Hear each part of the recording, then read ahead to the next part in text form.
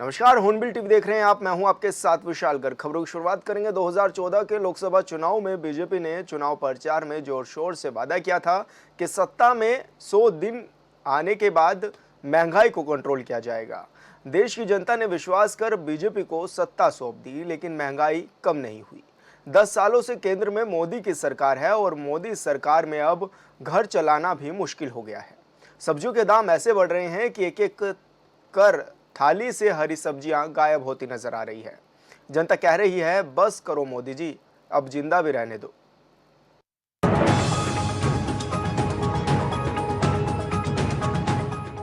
2014 से अब तक लगातार केंद्र में बीजेपी की सरकार है, फिर भी देश की जनता महंगाई से त्रस्त है। हाल के दिनों में सभी सब्जियों के दामों में बेतहाशा वृद्धि हो गई है, जिसकी वजह से घर का बजट बिगड़ गया है। उत्तर प्रदेश या फिर उत्तराखंड, ज्यादातर राज्यों में सभी सब्जियों के दाम 2 से 3 गुने बढ़ गए हैं। शिमला मिर्च के दाम में दोगुनी वृद्धि हुई है, तो टमाटर में 4 गुना वृद्धि देखी जा रही है। देखिए, महंगाई जिस तरीके से महंगाई बढ़ी है, ये आम जन से छुपा नहीं है और ये किसी भी देश में किसी से भी नहीं छुपा है। सब्जियों के दाम आप किस तरीके से महंगाई छू रहे हैं आप लोग देख सकते हैं, और आप देख सकते हैं कि एक महिला के ऊपर इसका सबसे बड़ा जोर पड़ता है, क्योंकि महिलाओं को अपनी किचन देखनी होती है, अपना घर परिवार देखना होता है। और किस तरीके से महंगाई बढ़ती जा रही है, और ये तो मैं कहती हूँ आम जन को, सभी जन को ये सोचना चाहिए कि सबको एकजुट होकर महंगाई के खिलाफ आवाज़ उठानी चाहिए। क्योंकि सब्जियों के दाम, एक महंगाई जो है, सब्जियों के दाम आप देख रहे हैं कहाँ से कहाँ छू रहे हैं, तो ये सरकार को सोचना होगा और महंगाई को कम करने के ऊपर जोर देना। हफ्ते भर पहले 60 से 80 रुपए किलो शिमला मिर्च बिक रही थी, वहीं अब 120 रुपए किलो से ऊपर बिक रही है। वहीं टमाटर 100 रुपए प्रति किलो के नीचे नहीं जा रहे। टमाटर की खपत ज्यादा होने की वजह से दाम भी आसमान छू रहे हैं। साथ ही हरी सब्जियों के दामों में भी अच्छी खासी वृद्धि हुई है। फुटकर सब्जी विक्रेता बताते हैं कि इन दिनों सब्जियों के दाम में ज्यादा वृद्धि हुई है, क्योंकि मंडी में हर सब्जी के दाम बढ़े हैं। बहुत ज़्यादा फर्क पड़ रहा है। जहाँ पहले हफ्ते भर में 300 रुपये लगते थे, अब दो दिन में ही 300 साढ़े 300 रुपये लग जा रहे हैं। टमाटर का रेट ये 100 रुपये किलो चल रहा है। हर सब्जी का दाम इतना बड़ा। थोड़ी सी सब्जी लिए तो भी समझिए कि 300 रुपये का मेरा हो गया। पूरा किचन का बजट गड़बड़ाया हुआ है। वही बता रहे हैं कि बाढ़ वगैरह है, और मतलब कि इम्पोर्ट एक्सपोर्ट में भी दिक्कत है, और मतलब कई जगह चूँकि पानी बरस रहा है तो फसलें ख़राब हो रही हैं, तो इस वजह से सबका दाम बढ़ जा रहा। नहीं तो ऐसा तो कभी यूपी में तो इतने सालों में तो कभी इतना नहीं देखा। इतने रेट्स मतलब इंक्रीज हो गए हैं कि एकदम बजट गड़बड़ा गया है। जबकि सब्जियों की इतनी ज़्यादा ज़रूरत है सभी लोगों को, सारे न्यूट्रिशंस आपको सब्जियों से ही मिलते हैं, बट रेट्स इतने हाई हो जा रहे हैं कि आम आदमी के लिए कोई पॉसिबल ही नहीं है। परवल के दाम बढ़कर 80 रुपए किलो से ऊपर चले गया है। प्याज करीब 50 से 60 रुपए प्रति किलो बिक रहा है। इसी तरह भिंडी 60 से 70, नेनुआ 60 रुपए और कद्दू 50 रुपए किलो बिक रहा है। दुकानदार बताते हैं कि कई जगहों पर बारिश की वजह से मंडी में सब्जियों की कमी हुई है, जिससे सब्जियों के दाम बढ़ गए हैं। दुकानदारों का कहना है कि सब्जियों के भाव बढ़ने से ग्राहक आते तो हैं, लेकिन रेट ज्यादा होने से बहुत कम मात्रा में सब्जियां खरीदते हैं। कौन सी चीज़ सस्ती हो रही है? आज तो सभी चीज़ों पर दाम बढ़ रहे हैं और सैलरियाँ बढ़ नहीं रही हैं। आप ये बताइए। सब्जी बहुत महंगी हो गई है, हम लोग को बहुत परेशानी होती है। जहाँ 1 किलो लेते थे अब 1 पाव लेते हैं। टमाटर जैसे 100 रुपये किलो दे रहे हैं, 1 पाव ही लेके काम चलाते हैं।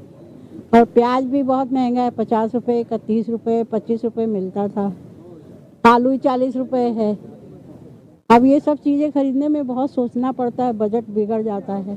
आप पूछते हैं काहे इतनी महंगी लगाए, कहते हैं कि हम लोग थोड़ी ना लगाए हैं, सब मंडी से लाते हैं। वो जो हम लोग को रेट मिलता है उससे थोड़ा प्रॉफिट से ही तो कमाएंगे हम। एक आम आदमी जो बजट बनाता है महीने भर का, हाँ, बहुत फर्क पड़ता है। अभी हम ही लोग ही रिटायर आदमी है, पेंशन मिलती है तो बहुत मुश्किल होती है। मंडी में सबसे ज्यादा टमाटर महंगाई के चलते लाल हैं। ग्राहक बताते हैं कि पहले 300 रुपए में 1 हफ्ते की सब्जी हो जाती थी, लेकिन मौजूदा समय में 300 रुपए 2 दिन के अंदर ही खत्म हो जा रहे हैं। ग्राहक बताते हैं कि आम आदमी की पहुंच से सब्जियां दूर होती जा रही हैं। सब्जियों की महंगाई ने पूरे किचन का बजट खराब कर रखा है। पहले मान के चलिए कि अगर 25-30 रुपए किलो में टमाटर लेते थे, आज की रेट में 100 रुपये किलो। और टमाटर, प्याज, आलू ऐसी चीज़ें हैं कि नेसेसरी फूड मतलब कि आपका है, वेजिटेबल्स जो लेना, बिना इसके कोई सब्जी नहीं बनेगी। गरीब आदमी भी एक आलू प्याज से खाना बना लेगा, सब्जी खरीदने के वो नहीं कर सकता, तो न्यूट्रिशन भी नहीं मिलेंगे, उससे लोग बीमार ही पड़ते हैं। तो कायदे से सरकार को चाहिए कि कुछ सब्जियों के रेट्स तो कम करने चाहिए उनको, जिससे आम आदमी और गरीब लोग भी खरीद सकें, सब्जियां खा सके। जैसे बेसिक, जैसे नेनुआ हुआ, ये सब जनरल सब्जियां हैं जिसकी उत्पाद काफ़ी होती है यूपी के शहरों मानी यूपी के गांव में, तो नेनुआ वगैरह की खेती अच्छी होनी चाहिए, चिचिंडा की होनी चाहिए, जो चीज़ अवेलेबल ही नहीं है। इसी महीने केंद्रीय बजट पेश होने वाला है और उससे पहले इन दिनों साग सब्जी खरीदना आम आदमी की पहुंच से दूर होता जा रहा है। लोग कह रहे हैं कि सरकार को सब्जियों के दामों पर नियंत्रण रखना चाहिए, साथ ही महंगाई को कंट्रोल किया जाए। सभी सब्जियों के दाम इसी प्रकार बढ़ते गए तो गरीब की थाली से आलू प्याज की सब्जी भी दूर हो जाएगी। देखिए, महंगाई का जो चीज़ें हैं, अभी बरसात है और किसानों द्वारा जो प्रोडक्ट आता है वो नया प्रोडक्ट मार्केट में आता है, तो ये सब चीज़ें क्योंकि बरसात के कारण कई बार जो है स्थितियाँ उस तरीके से रहती हैं, तो जो मार्केट है, मार्केट पे डिपेंड करता है और उसके अकॉर्डिंग ही फिर रेट्स होते हैं। तो अभी थोड़ा टाइम ये चीज़ें बढ़ेंगी, उसके बाद जो है वो कंट्रोल में कर ली जाएंगी। हमारी सरकार पूरी कोशिश कर रही है कि हर प्रकार से किसानों को भी हम लोग राहत दिलाएं और जो हमारे कंज्यूमर हैं उनको।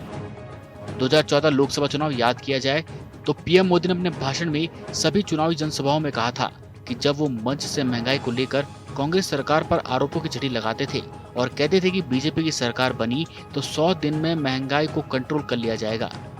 मौजूदा वक्त में 10 वर्षों से केंद्र में बीजेपी की सरकार है और अब महंगाई पर बीजेपी वाले चर्चा तक नहीं कर रहे। मीडिया के सवालों पर सिर्फ दलीलें दिए जा रहे हैं। देखिए, महंगाई की मार तो देश की जनता झेल ही रही है और महंगाई दिन दुगनी रात चारगुनी गति से बढ़ रही है। जनता समझ नहीं पा रही है कि वो 2 जून की रोटी का जुगाड़ कैसे करे, घर का चूल्हा कैसे जलाए, लेकिन सरकार जनता की परेशानी को नहीं समझ रही हो। आज देश में जहां भी उपचुनाव हुए हैं, भाजपा को मुंह की खानी पड़ी है। जनता ने सबक सिखा दिया है कि भाजपा अगर नहीं चेती तो निश्चित तौर पर भविष्य में उसका सुपड़ा साफ होना तय है। और आज जिस तरीके से उपचुनाव में इंडिया गठबंधन के प्रत्याशियों ने हर जगह परचम लहराने का काम किया, निश्चित तौर पर जो है मैं उन क्षेत्रों की जनता को बहुत बहुत बधाई देना चाहूँगा कि निश्चित तौर पर सरकार के लिए भी ये चेतावनी है कि अपनी नीतियों में बदलाव करे और जनता की जो समस्याएं हैं उन पर ध्यान दे। और अगर जनहित में सरकार फैसले लेना शुरू नहीं करेगी तो निश्चित तौर पर भाजपा को बड़ी हार के लिए भविष्य में तैयार रहना चाहिए। 2014 में सत्ता से बाहर होने के बाद से अब तक कांग्रेस वाले महंगाई को लेकर बीजेपी सरकार पर सवाल उठा रहे हैं, लेकिन देश में मौजूदा वक्त में महंगाई की चर्चा नहीं हो रही। विपक्ष बार बार सरकार से पूछ रहा है कि आपके चुनावी वादों का क्या हुआ, तो सत्ताधारी पार्टी के नेताओं की बोलती बंद हो जा रही है। और बात सिर्फ साग सब्जियों तक ही सीमित नहीं है।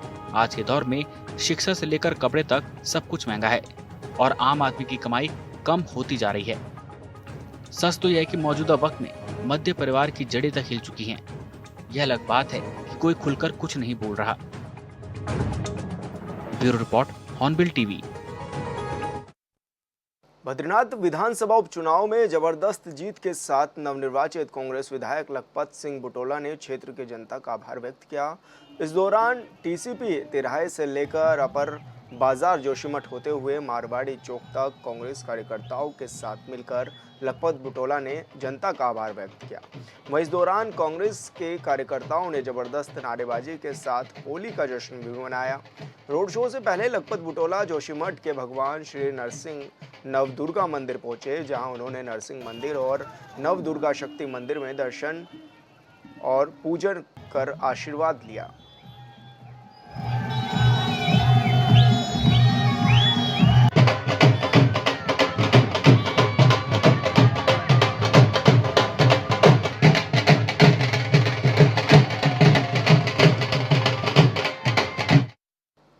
चंपावत में बीते दिनों हुई भारी बारिश की वजह से बाड़ाकोट ब्लॉक के कई गांवों में आई आपदा से ग्रामीणों को काफी नुकसान पहुंचा। वहीं क्षेत्र में हुई इस त्रासदी का संज्ञान लेते हुए लोहाघाट के विधायक खुशहाल सिंह अधिकारी ने ब्लॉक के कई क्षेत्रों का निरीक्षण किया और आपदा पीड़ितों से मुलाकात कर उन्हें हर संभव मदद देने का आश्वासन दिया। साथ ही विधायक ने अधिकारियों को निर्देशित किया कि जल्द से जल्द नुकसान का आकलन ग्रामीणों को कर राहत भी देने का काम करें।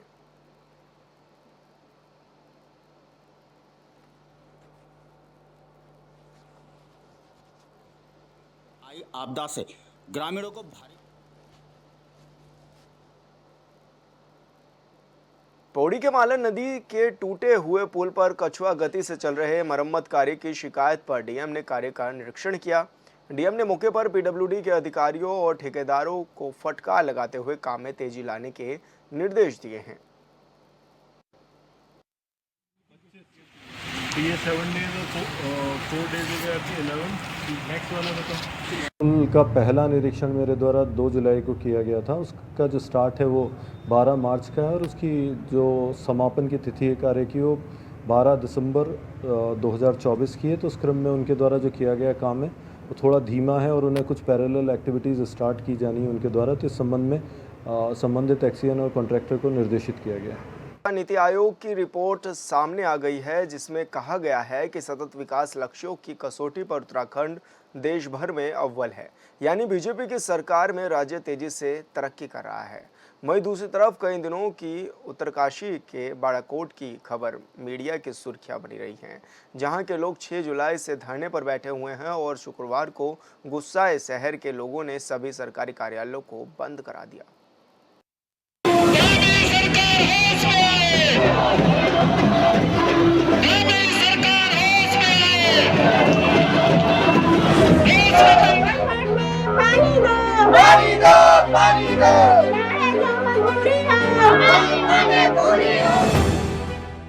उत्तराखंड के मुख्यमंत्री पुष्कर सिंह धामी के खिलाफ नारेबाजी करते हुए उत्तरकाशी के बड़कोट के लोगों में काफी आक्रोश है और इनका गुस्सा कहीं से भी गलत नहीं।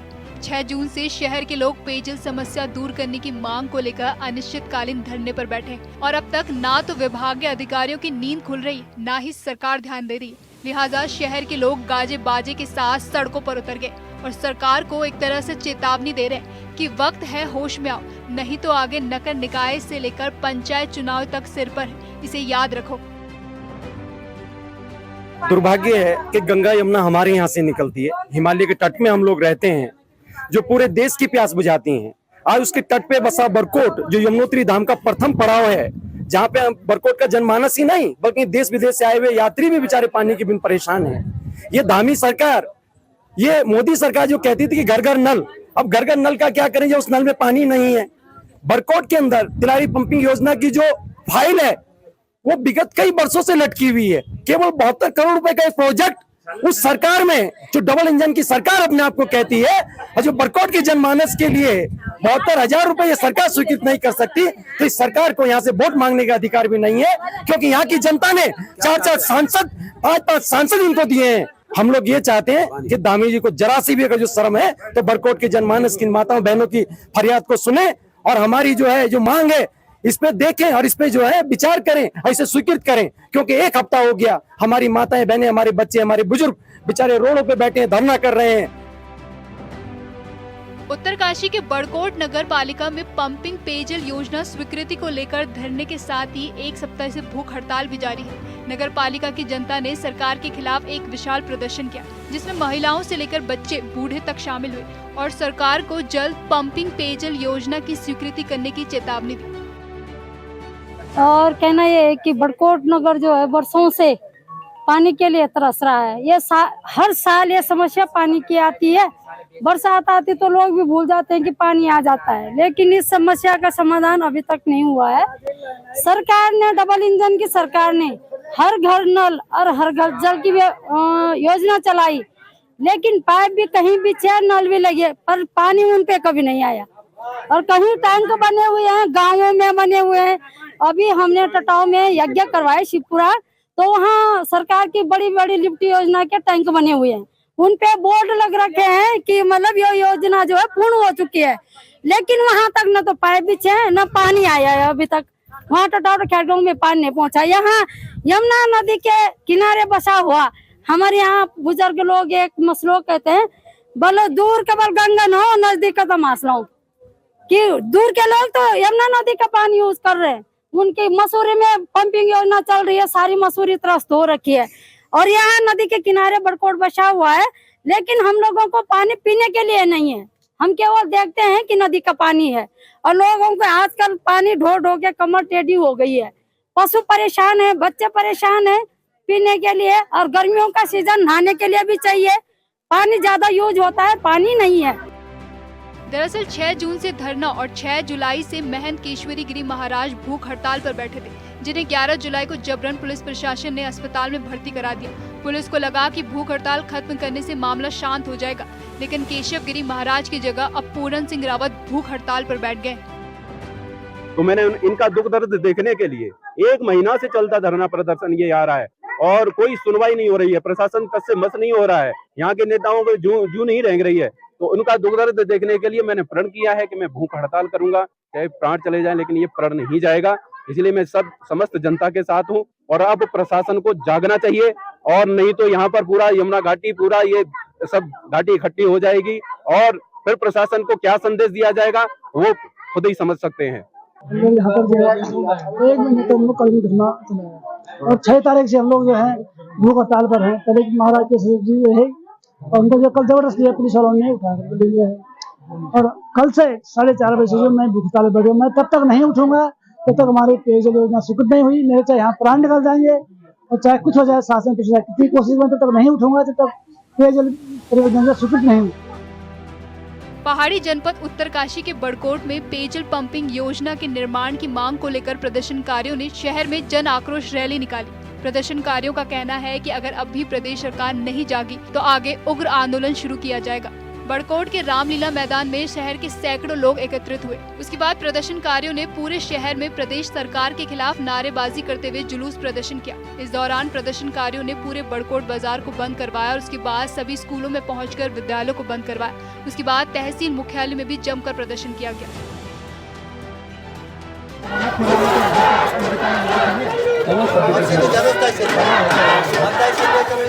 अभी नहीं, अभी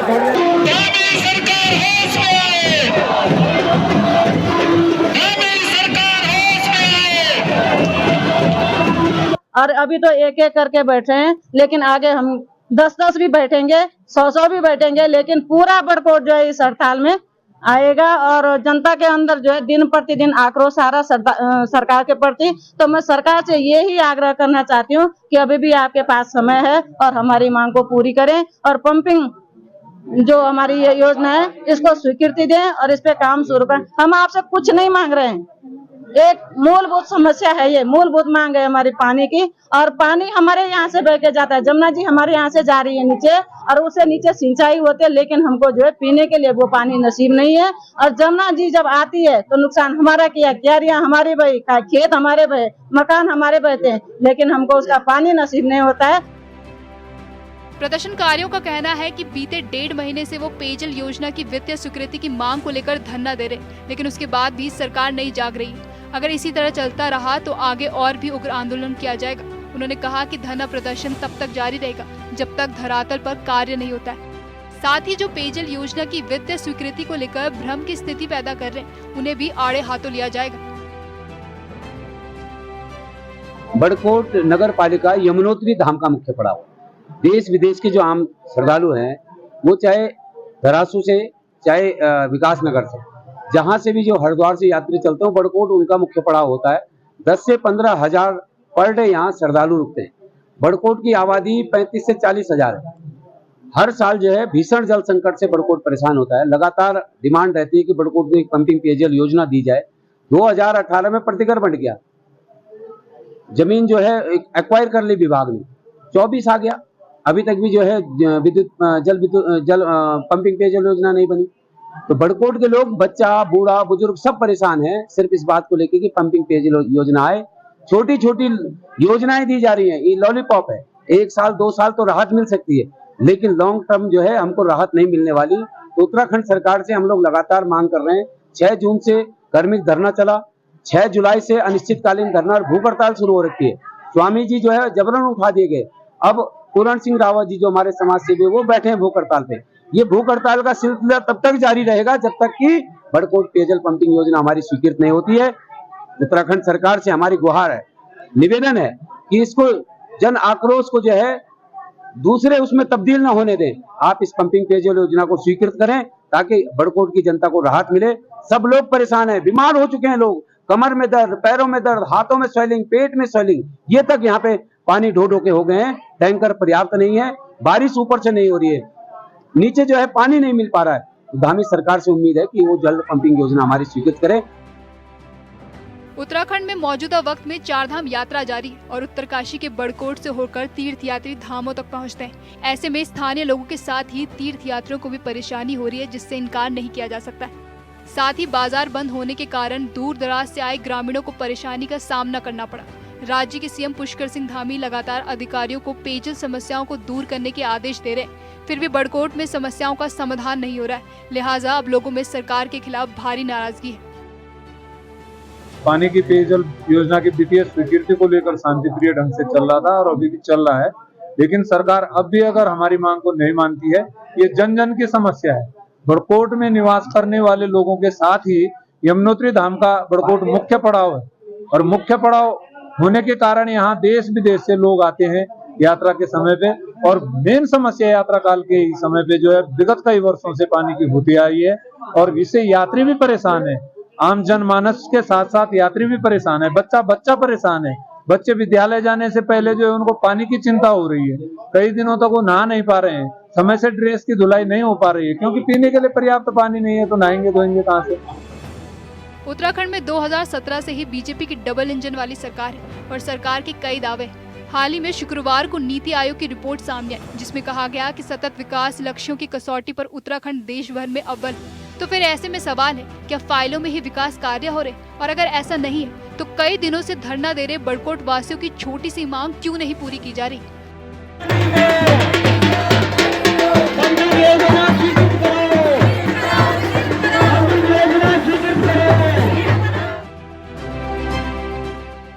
bureau report, Hornbill TV. Joshimath के पास 2 दिनों से बाधित 66 केवी की विद्युत लाइन को यूपीसीएल जोशीमठ ने दुरुस्त करा दिया है। विद्युत लाइन को दुरुस्त करने के बाद अब जोशीमठ में विद्युत आपूर्ति बहाल हो गई है। विद्युत आपूर्ति सुचारू होने के बाद नगर क्षेत्र में सीएससी सेंटर समेत अन्य कामकाज सुचारू रूप से शुरू हो गए हैं। तो नगर एक बार फिर से जगमग दिखाई देने लगा है।